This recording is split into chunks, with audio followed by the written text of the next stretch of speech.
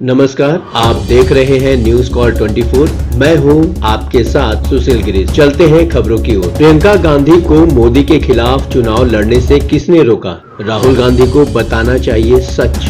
Priyanka Gandhi mass appeal रखती हैं। प्रियंका राहुल गांधी से बेहतर भाषण देती हैं। प्रियंका राहुल से बेहतर ट्रबल शूटर हैं। प्रियंका कभी बोलते हुए राहुल गांधी की तरह ब्लंडर नहीं करती। इसके बावजूद प्रियंका का रास्ता कौन रोक रहा है? राहुल क्यों पश्चाताप कर रहे हैं? अब बनारस न सही, प्रियंका को कहीं और से भी टिकट क्यों नहीं दिया गया कांग्रेस के द्वारा? सवाल तो अब उठेंगे ही। राहुल गांधी ने रायबरेली में आज मंगलवार को कहा कि अगर प्रियंका गांधी ने बनारस से चुनाव लड़ा होता तो पीएम नरेंद्र मोदी को कम से कम 2 से 3 लाख वोट से चुनाव हार जाते। राहुल गांधी अब ऐसा क्यों कह रहे हैं? जब मौका था तो प्रियंका गांधी को आगे बढ़ने ही नहीं दिया। वास्तव में प्रियंका गांधी को तो चुनाव ही लड़ने नहीं दिया गया। काशी से नहीं तो रायबरेली या अमेठी से लड़ा सकते थे। प्रियंका अगर काशी से चुनाव जीत सकती थी तो कहीं से भी चुनाव जीत जाती। अगर अब तक प्रियंका गांधी की राजनीतिक यात्रा का विश्लेषण करें तो यही लगता है कि प्रियंका गांधी को जानबूझकर कांग्रेस में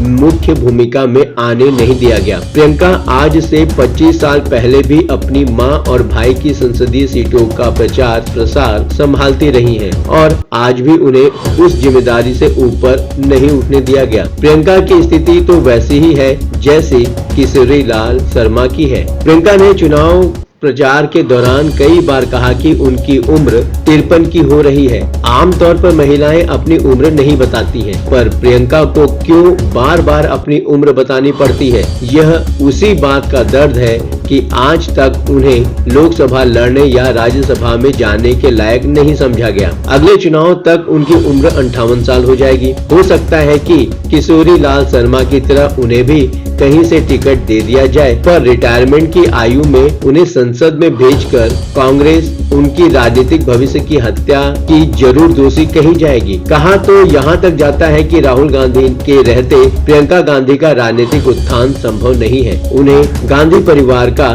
शैडो बनकर ही राजनीति करनी होगी। 2019 से ही प्रियंका गांधी के प्रधानमंत्री मोदी के खिलाफ चुनाव लड़ने की काफी चर्चा रही है। चर्चा को हवा भी प्रियंका गांधी ने ही दी थी। कांग्रेस की एक मीटिंग में जब कांग्रेस कार्यकर्ताओं ने प्रियंका को चुनाव लड़ने की अपील की और सीटों को लेकर सुझाव देने लगे तो प्रियंका ने बोल दिया कि बनारस से क्यों नहीं, बस चर्चा चल पड़ी। इंटरव्यू में प्रियंका गांधी से ये सवाल पूछा जाने लगा, यह सही हो सकता है कि प्रियंका गांधी अगर बनारस से चुनाव लड़ती तो हो सकता है कि वो चुनाव जीत जाती, पर उन्हें मौका क्यों नहीं दिया गया? राहुल गांधी को जरूर यह बात पब्लिक को बतानी चाहिए। जिन परिस्थितियों में राहुल गांधी 4 लाख वोट से रायबरेली चुनाव जीत गए तो प्रियंका गांधी भी कुछ कमाल दिखा सकती थी। पर सवाल यह उठता है कि अगर इतना पता था तो राहुल गांधी ने अपनी बहन को बनारस से टिकट क्यों नहीं दिया? पश्चिम बंगाल की मुख्यमंत्री ममता बनर्जी ने तो पब्लिकली कहा था कि बनारस से प्रियंका गांधी को चुनाव लड़ना चाहिए, पर कांग्रेस पार्टी और राहुल गांधी के सिर पर जूं तक नहीं रहेंगी।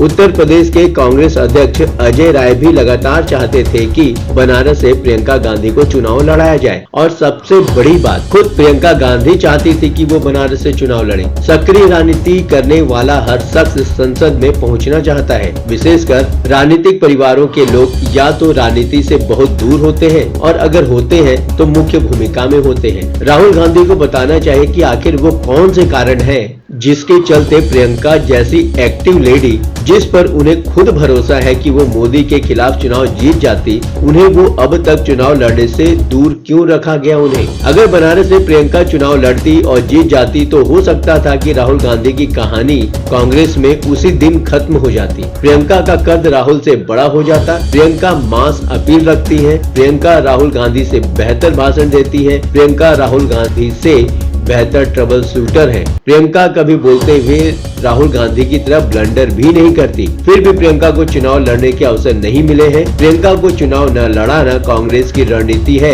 या रणनीतिक भूल? आपको क्या लगता है? आखिरकार राहुल से भी ज्यादा प्रियंका काबिल है, उसके बावजूद भी कांग्रेस प्रियंका गांधी को टिकट क्यों नहीं दे रही है? बने रहिए न्यूज कॉल 24 के साथ। अभी तक आपने हमारे इस चैनल को सब्सक्राइब नहीं किया है तो कृपया इस चैनल को सब्सक्राइब करें, फॉलो करें और नोटिफिकेशन में जाकर ऑल का ऑप्शन दबाना बिल्कुल भी ना भूलें।